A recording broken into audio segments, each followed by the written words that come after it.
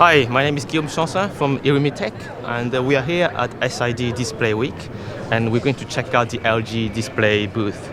I hear that they have pretty cool stuff showing today, so let's go. There's been a few articles on the internet. I think they have a big special flexible display, transparent. Yeah, so here it is. So you can see a transparency and flexibility.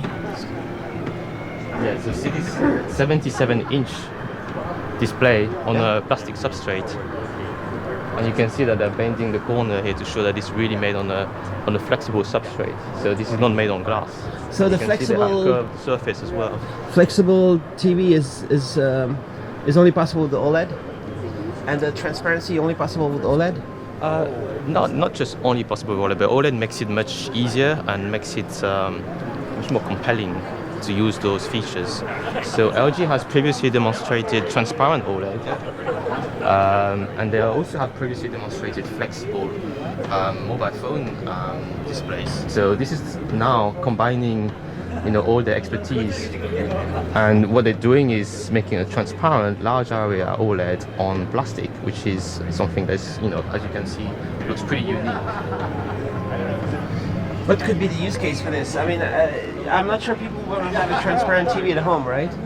No, I don't think this is really a case of having a real product here, but I think this is really about trying to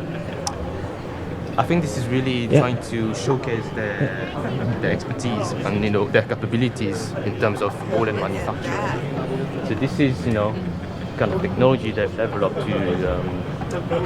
to make that panel.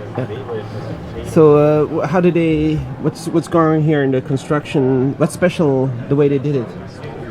Is there some lasers going on? And yeah, so what they do is they manufacture on a glass plate first, and then using a laser process they can separate the plastic film from the glass, and so then you end up with a display that is completely gas-free because they've separated the plastic substrate from the glass after the manufacturing.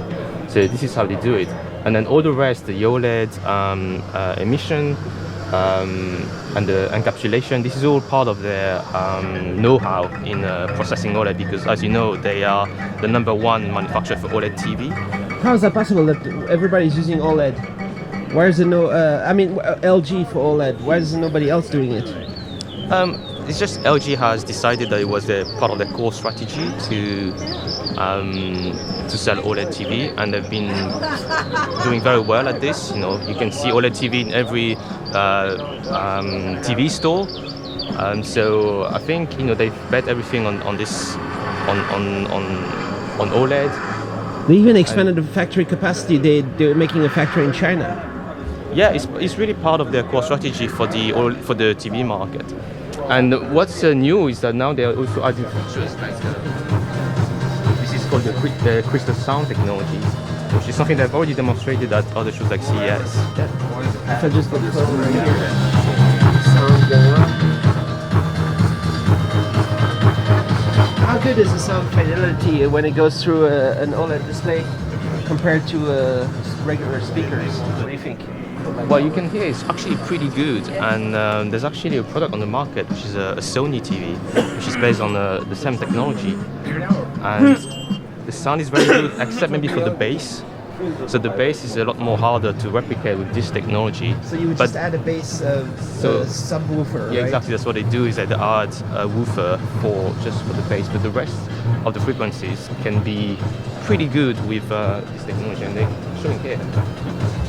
Visualize the vibration of the Yes, sound. this is the kind of actuator. I was trying to get a. This is the kind of actuator they put behind the display to make the panel vibrate and to produce a sound. So you can see it's actually very slim.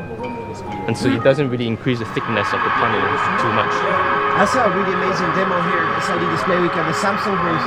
They have a phone that's doing through the AMOLED the sound, and it sounded really clear. That means you can have a full screen smartphone with no speaker grill, right? You can just get the sound through the display. Yeah, well, it's just using the OLED as a membrane, and the membrane will vibrate and create the sound. So it's just basically combining the display technology with speakers technology. But that kind of membrane cannot get broken by vibrating all the time? It doesn't... It's all part of the design, and then they've got really good engineers who can test, how much they can push that kind of a vibration. So here's another OLED display. This Yeah. is a very high... So right here, this is regular. For virtual reality. So conventional, you would see the pixels. If I try to zoom in there, if it can focus, maybe. But then they have an amazingly high pixel density here. Yeah, I don't think my camera is going to focus, but this is the highest maybe pixel density, 1443. Yeah, that's really high. So you can see the comparison.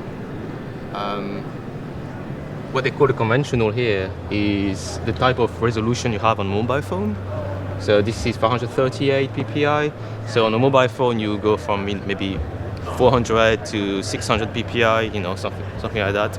So this is what you find on a standard OLED panel, and what they've made here is a very, very high PPI number for virtual reality.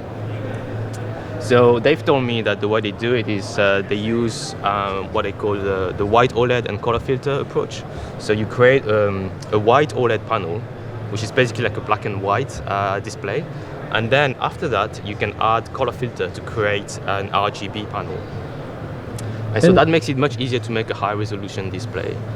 And when it says LTPS, what part of this is the LTPS? LTPS is the circuit, the transistor that they use to drive the display. So almost every mobile phone display uses an LTPS circuit. So this is really high resolution, but this is because they're using a white OLED approach, maybe the brightness is a bit lower. So this is 150 nits, but for virtual reality, that's not really a problem, because virtual reality, you just wear a headset, you don't need a super bright display. So resolution is actually much more important. And this color filter is an extra thing that they add? Normally there isn't one, right? It depends on how you want to manufacture, but it's not always necessary with OLED. But when it comes to very high resolution display, sometimes it's easier to actually make a white OLED and then add color filter. So it's a grayscale OLED to increase the resolution. Otherwise, it could be an RGB OLED to have a lower resolution or something like that. Yeah, something like that. Yeah. So this is pretty good specs. If you look at the specs, high resolution, a pretty good brightness. It's not something you want to use outdoor, but for virtual reality, it's pretty good, and it has a refresh rate of 120 hertz. It's too bad I can't focus on this because... Well, maybe you can tell. Oh, I got a little bit of focus right here, but it looks amazing with the eye. Yeah. Okay, maybe my shutter speed is not perfect for it neither. Oh, there. So basically, you cannot see individual pixels with that resolution. That's cool. It's gonna be expensive. Yes, probably. Probably. Yeah. Right. So it's not for everybody. And here's some LTPS used in the car kind of displays. Is that special? Because usually LTPS is just for the smartphone market, or? I think what they're trying to do and show here is that obviously LG also has a really strong LCD manufacturing expertise, and so they do very, very good liquid crystal panels. And what they're trying to show here is that their technology, which is very good for mobile phone displays, can be used to make automotive displays, and essentially it's like taking the technology from the mobile phone industry and putting it into a car. So you can see, look at this display, they look really good, really high resolution, really high contrast. Is that the Tesla? And well, I think Tesla was like very influential in this approach, where basically they're showing it has to be a very big display. So now a lot of the display manufacturers want to be in the auto industry. They want to be the supplier because this is a very interesting market for them. So with their know-how in LCD and LTPS manufacturing, LG can offer this kind of new panels just for the automotive industry. Over here, they're talking about the history of the LCD, because LG has been involved with the LCD since it's been a big deal, right? Yeah. So Yeah. So it's 95, the big mass production kind of started. Well, actually, LG started way before that when they were making CRT TV, right? But then, they started, like they say, in '95 to make LCD, and they really became really quickly really strong in that industry. So I think currently LG is one of the top manufacturers for mobile phone LCD displays. But there's more and more challenges coming from China, right? Which is one of the big stories about displays. China's doing a lot now.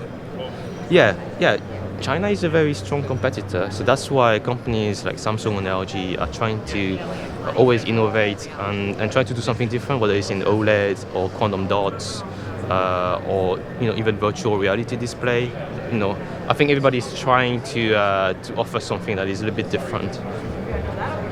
And the latest thing that LG has been doing is they're doing Nanocell. yeah. So now they're offering an LCD TV technology, which is called Nanocell, which is not quantum dot. So it's a bit confusing because people think nano is equals to quantum dot. This is not actually a quantum dot particle. How does it compare? What is different? It's very difficult to explain because they don't give a lot of details about what the technology was. What they say is that the nanocell particle, so it's like a nanoparticle. They say is 1 nanometer. The size of the particle is 1 nanometer, and it's basically embedded in the color filters. So by embedding these nanoparticles in the color filters, they can increase the efficiency and the purity of the colors. So it's not quantum dot, but it has some of the similar benefits of quantum dot. I think quantum dot is still maybe a bit better if you want to have really pure colors. And if you look at a quantum dot TV, you will see that it's actually very good colors. But everybody's talking about quantum dot, so why doesn't LG also work with that?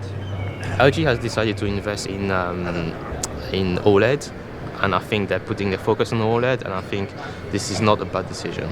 So you can see that with the OLED technology, they can do things that are really unique and that no other manufacturer at the moment can offer. And that's why companies like Sony are buying panels from LG. And somehow in the stores, all the salespeople in the stores, they always, I don't know if they're trained to it, but they always say, the LG OLED is just the best. So all the consumers are thinking that those OLED displays are basically best for TV. I think if I'm not going to judge, but I think if you listen to the reviewers, the professional reviewers about TV technology, they always say OLED is just fantastic. And if I, personally, I like OLED a lot. I think the contrast is really good, and I enjoy watching content with a OLED screen. You don't have one, no, at home? I don't use one at the moment, but I'm just waiting for the right moment to get the one that I like. They don't have the blue issues? Sorry, it doesn't degrade after 3, 4, 5 years? I think it's too early to say exactly what happens for these panels, but any emissive display, whether it is OLED or another type of emissive display, we have some form of degradation and lifetime issue at some point. So it's not just because of OLED. So I think in the future, what we're going to have is people will buy TVs and they have to update them on a regular basis anyway. So as long as the lifetime is longer than this renewal time, I think that's not going to be an issue.